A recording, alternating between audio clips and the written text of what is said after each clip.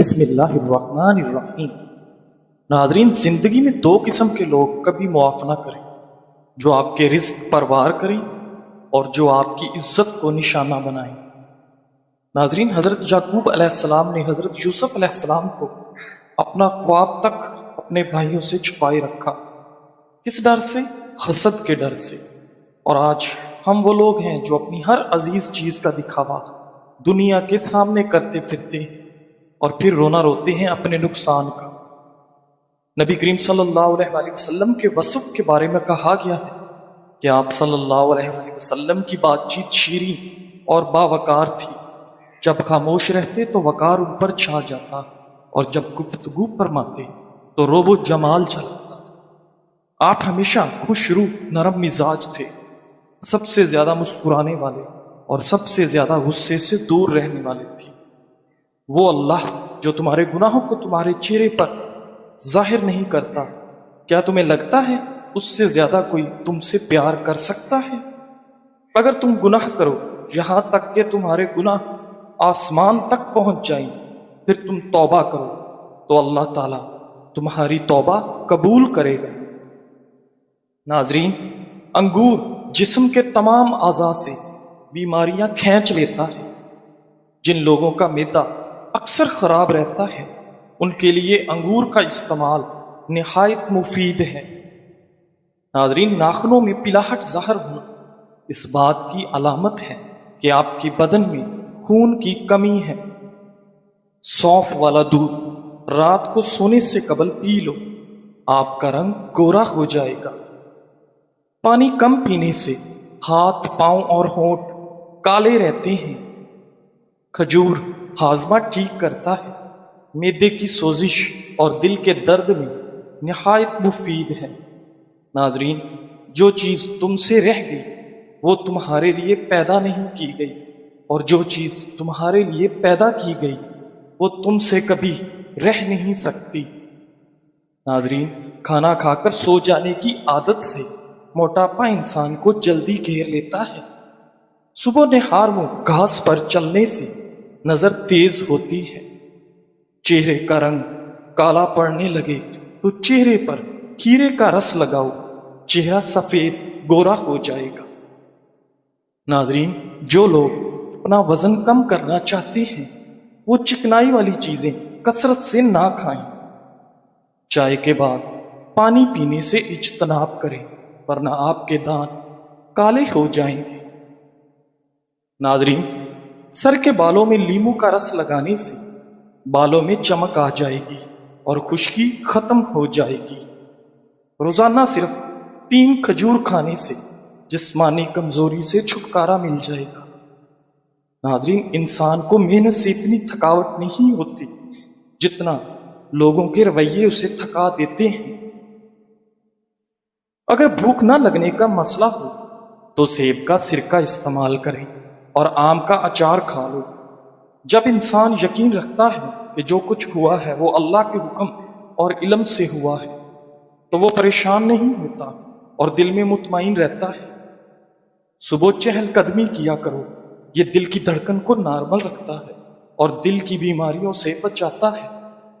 نہانے سے قبل سر کے بالوں کو الگ سے دھو لیا کرو، اس سے بالوں کی سختی دور ہوگی اور بال نرم بھی ہوں گے۔ کیلے کا جوس پینے سے دماغ فریش ہوتا ہے۔ بند گوبھی کھا لیا کرو، یہ موٹاپا کم کر دیتی ہے۔ ناظرین، گلاب کا پھول سونگھ لینے سے ذہنی دباؤ میں کمی آئے گی۔ گھر میں نیلے کلر کا پینٹ کروائیں، گھر میں مچھر اور حشرات کبھی داخل نہیں ہوں گے۔ ناظرین گرامی، عرب کے لوگ کہتے ہیں صاحب فی الدنیا کا من تحب ان تلقاہ فی آخرتک، اس دنیا میں اس سے دوستی کریں جس سے آپ آخرت میں ملنا پسند کریں۔ کمزور افراد روزانہ کیلا کھانا شروع کر دیں، ان کا وزن بڑھنا شروع ہو جائے گا۔ ناظرین، کھانا کھانے کے بعد ضرور چہل قدمی کریں، چاہے کانٹوں پر ہی کیوں نہ چلنا پڑے۔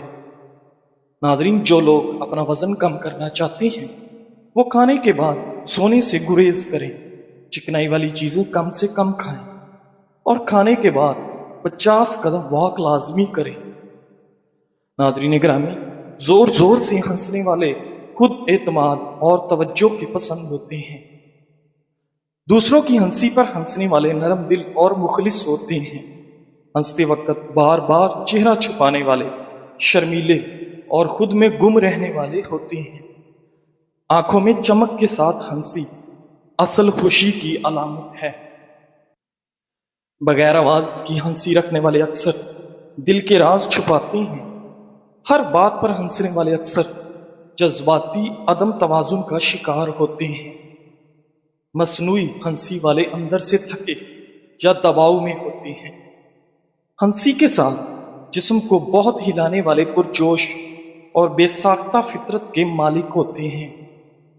तंजिया अंदाज में हंसने वाले अक्सर एहसास बरतरी या अंदरूनी अदम तहफ़्फ़ुज़ रखते हैं।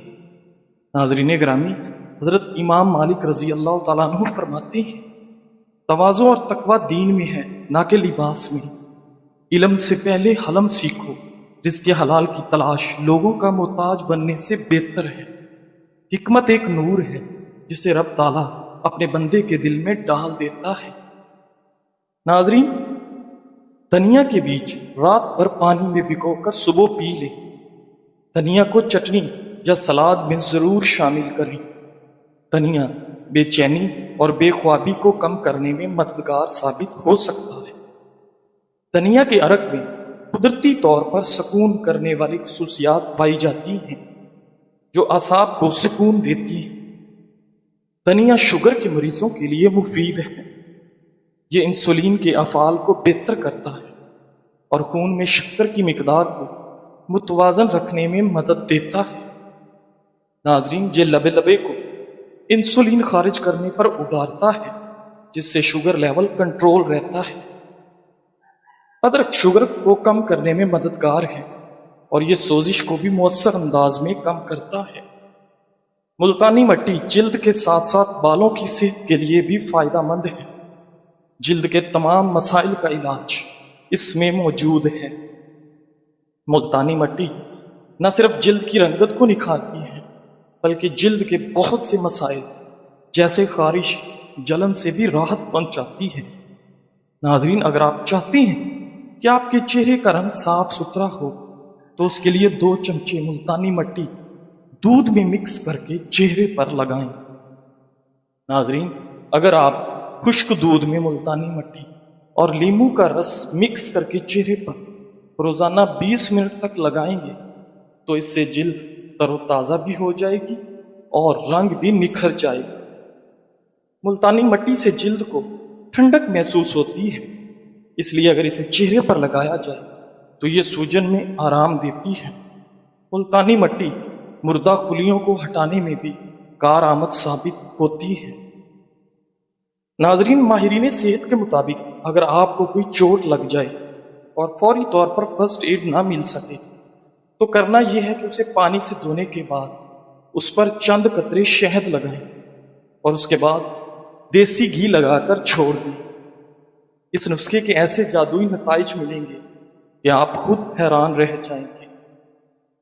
कच्चे टमाटर के बीज पथरी का सबब बन सकते हैं, ताहम जिन लोगों को गुर्दे के मसाइल नहीं हैं उन्हें डरने की जरूरत नहीं, वो टमाटर खा सकते हैं।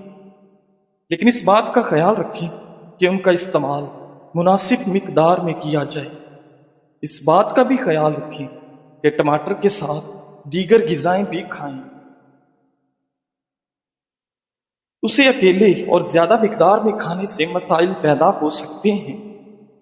नाज़रीन गिरामी, इमाम बगवी रहमतुल्लाह अलैह फरमाते हैं कि मैं एक मरतबा काजी शरीक की खिदमत में बैठा था कि उनके पास खलीफा मेहदी का बेटा आया और टेक लगाकर उनसे हदीस पूछी।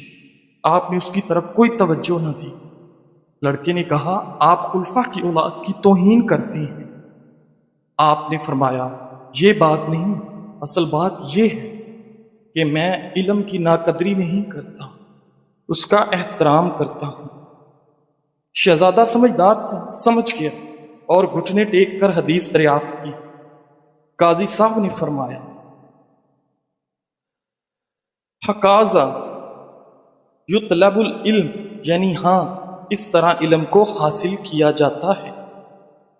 ناظرین گرامی، امام مالک رحمۃ اللہ ایک مرتبہ حدیث پڑھا رہے تھے کہ بچھو نے انہیں کاٹا، اور ایک بار نہیں بلکہ 11 مرتبہ کاٹا، مگر آپ نے ذرا بھی آہ نہ کی اور برابر حدیث بیان کرتے رہے۔ جب امام مالک پڑھا چکے تو خادم نے دریافت کیا کہ اثناء درس آپ کے چہرے کا رنگ کیوں بدل رہا تھا؟ تو فرمایا، بچھو نے مجھے 11 بار ڈنک مارا، لیکن میں نے حدیث نبوی صلی اللہ علیہ وآلہ وسلم کے ادب کی وجہ سے نہ اٹھا، اب اسے تلاش کر کے مار ڈالو۔ چنانچہ تلاش کر کے مار دیا گیا۔ ناظرین، غصے کو قابو کرنے کے سنہری اصول۔ غصہ ایک فطری جذبہ ہے، لیکن اگر کنٹرول نہ کیا جائے تو تعلقات اور صحت دونوں کو نقصان پہنچاتا ہے۔ ریسرچ کے مطابق غصے کے دوران دل کی دھڑکن تیز، بلڈ پریشر بلند اور سوچنے کی صلاحیت کم ہو جاتی ہے۔ اگر آدمی لمحہ پر رک جائے تو دماغ کو ٹھنڈا ہونے کا موقع ملتا ہے اور بڑے نقصان سے بچا جا سکتا ہے۔ نبی اکرم صلی اللہ علیہ وآلہ وسلم نے فرمایا، طاقتور وہ نہیں جو کشتی لڑنے میں طاقتور ہو، بلکہ طاقتور وہ ہے جو غصے کے وقت اپنے نفس پر قابو رکھے۔ صحیح بخاری۔ ناظرین گرامی، ایک اور حدیث میں ہے، جب تم میں سے کسی کو غصہ آئے تو اگر کھڑا ہو تو بیٹھ جائے، اور اگر بیٹھا ہو تو لیٹ جائے۔ سنن ابو داؤد۔ ناظرین، وضو کرنا بھی غصہ ٹھنڈے کا بہترین طریقہ ہے، کیونکہ غصہ آگ سے ہے اور آگ کو پانی ہی بجھاتا ہے۔ ایک شوہر تھکا ہوا گھر آتا ہے، کھانے میں نمک زیادہ ہو تو فوراً غصے میں آ جاتا ہے۔ اگر وہ فوراً کچھ کہہ دے تو بیوی کی دل آزاری ہوگی، لیکن اگر وہ ایک لمحہ رک کر کہہ دے، شاید آج نمک زیادہ ہو گیا، کوئی بات نہیں، وہ بھی انسان ہے، اس نے جان بوجھ کے تھوڑی کیا ہے، تو نہ صرف ماحول بہتر ہوگا بلکہ بیوی مزید خیال رکھنے لگے گی۔ ناظرین، غصہ آئے تو کیا کرنا چاہیے؟ اپنے آپ کو کنٹرول کریں اور خاموشی اختیار کریں۔ غصے کے وقت فوری جواب نہ دیں، پانی پی لیں۔ غصہ اکثر جسمانی تناؤ سے بڑھتا ہے۔ موضوع بدل دیں، جھگڑے کو آگے نہ بڑھائیں۔ اگر بہت زیادہ غصہ ہو تو وضو کر لیں، جسمانی طور پر ٹھنڈک دل کو سکون دے گی۔ سانس کی مشق کریں، 10 سیکنڈ تک گہری سانس لے کر چھوڑیں، جگہ چھوڑ دیں، بعد میں بات کریں۔ اگر بات ضروری ہو تو غصہ ٹھنڈا ہونے کے بعد کریں۔ ناظرین گرامی، 7 قسم کی عورتوں سے شادی نہ کرو۔ ایک عربی نے اپنے بیٹے کو وصیت کی کہ ان 7 قسم کی عورتوں میں سے کسی ایک سے بھی نکاح نہ کرنا۔ نمبر 1، انانا، وہ عورت جو کثرت سے شکوہ شکایت کرتی ہو، تھکاوٹ کا اظہار کرتی ہو۔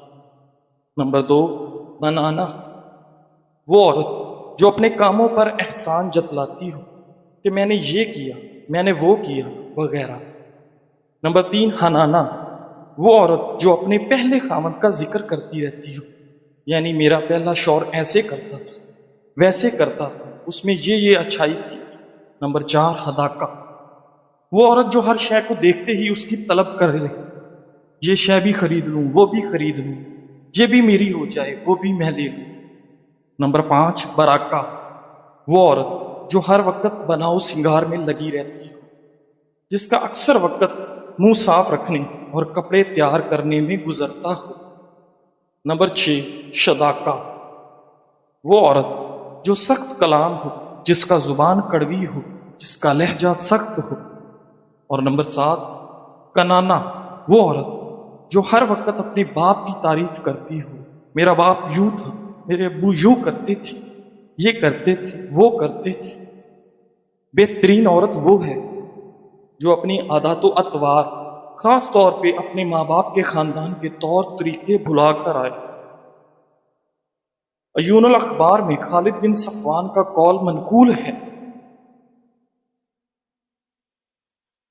من تزوجو امراتن پر فلیتزو وجہ عزیزتن فی قومہا ذلیلتن فی نفسہا، جو کسی عورت سے شادی کرنا چاہے تو وہ اس عورت سے شادی کرے جو اپنی قوم میں عزت والی اور اپنے آپ میں ذلت والی ہو، یعنی لوگوں کی نگاہ میں انتہائی معزز ہو اور خود عاجزی و انکساری کرنے والی ہو، خود پسندی میں مبتلا نہ ہو، مالداری سے متکبرہ نہ ہو، اعلیٰ حسب و نسب پر فخر کرنے والی نہ ہو۔ الغرض عورت کو ساری دنیا کے سامنے عزت والی اور شوہر کے سامنے عاجزی کرنے والی ہونا چاہیے۔ ناظرین گرامی، اگر اللہ تعالیٰ نے آپ سے وہ کچھ لے لیا جسے کھونے کا تم نے کبھی تصور بھی نہیں کیا تھا، تو یقیناً وہ بدلے میں کچھ ایسا بھی عطا کرے گا جسے پانے کا تم نے کبھی سوچا بھی نہیں ہوگا انشاءاللہ۔ اللہ ہمارے غموں اور پریشانیوں کو سمجھتا ہے اور ہمیں اپنی رحمتوں سے نوازتا ہے۔ مایوس کبھی نہ ہونا، جن کے لیے مشکلات زیادہ ہوتی ہیں ان کے لیے رب کی محبت اور انعام بھی زیادہ ہوتے ہیں۔ ہمیشہ امید اور بھروسہ رکھنا، کیونکہ اللہ ہمارے صبر اور ایمان کو آزما کر ہی ہمیں بہترین انعام اور اپنے فضل سے نوازتا ہے۔ ناظرین، ایک استاد نے ہر طالب علم کو ایک غبارہ دیا جسے اسے پھلانا تھا، اس پر اپنا نام لکھنا تھا اور اسے صحن میں پھینکنا تھا۔ نام لکھنے کے بعد استاد نے پھر تمام غباروں کو ملا دیا۔ اس کے بعد طلبہ کو اپنا غبارہ تلاش کرنے کے لیے 5 منٹ کا وقت دیا۔ کافی تلاش کے باوجود ان کا غبارہ کسی کو نہیں ملا۔ اس موقع پر استاد نے طلبہ سے کہا کہ وہ پہلا غبارہ لیں جو انہیں ملے اور اسے اس شخص کے حوالے کریں جس کا نام اس پر لکھا ہو۔ 5 منٹ کے اندر سب کے پاس اپنا اپنا غبارہ تھا۔ استاد نے طالب علموں سے کہا، یہ غبارے خوشی کی طرح ہیں، اگر ہر کوئی اپنی خوشی کی تلاش میں ہے تو ہمیں یہ کبھی نہیں ملے گی، لیکن اگر ہم دوسروں کی خوشیوں کا خیال رکھیں گے تو ہم اپنی بھی خوشی تلاش کر لیں گے۔ ناظرین گرامی، بعض اوقات اتنی شدت سے نزلہ ہوتا ہے کہ ناک اور آنکھوں سے پانی بہنے لگتا ہے، اس کے ساتھ ساتھ چھینکیں بھی بہت زیادہ آتی ہیں اور مریض کوئی کام بھی نہیں کر پاتا، اتنی زیادہ تکلیف ہوتی ہے۔ ایسی صورتحال میں 5 عدد لونگ اور 1/4 چمچ خشخاش کو پانی میں اچھی طرح جوش دیں اور پھر اسے نیم گرم حالت پر آنے دیں۔ اب اس میں شہد ملا کر اس پانی کو نوش فرما لیں۔ اس قہوے کے 2 کپ پینے سے ہی بہتا ہوا ریشہ اور چھینکوں کی کثرت دور ہو جائے گی اور آپ خود کو تندرست اور توانا محسوس کریں گے۔ ناظرین گرامی، کسی کو کچھ دینے میں حد سے نہ بڑھو ورنہ یہ حق بن جاتا ہے۔ اگر آپ اپنی وسعت سے بڑھ کر دیتے رہیں اور سخاوت کو دوسروں کے لیے معمول بنا دیں تو وہ اسے احسان نہیں بلکہ اپنا حق سمجھنے لگیں گے۔ اصل سخاوت وہ ہے جو اعتدال میں ہو، جس سے آپ کا دل بھی ہلکا رہے اور دوسرا شخص بھی خوددار بنے۔ زندگی کے راستے ہمیشہ ہموار نہیں، کہیں کانٹے ہوتے ہیں، کہیں اندھیرے اور کہیں تھکن کا احساس، لیکن اگر دل میں رب پر یقین ہو تو ہر رکاوٹ ایک سبق بن جاتی ہے اور ہر اندھیرا روشنی کی طرف لے جانے والا راستہ۔ ناظرین، کبھی کبھی بس اتنا کافی ہوتا ہے کہ آپ ایک لمحے کے لیے رک کر مسکرا دیں اور رب تعالیٰ کا شکر ادا کریں کہ وہ آج بھی ہمیں توفیق دے رہا کہ ہم آگے بڑھ سکیں۔ جزاک اللہ۔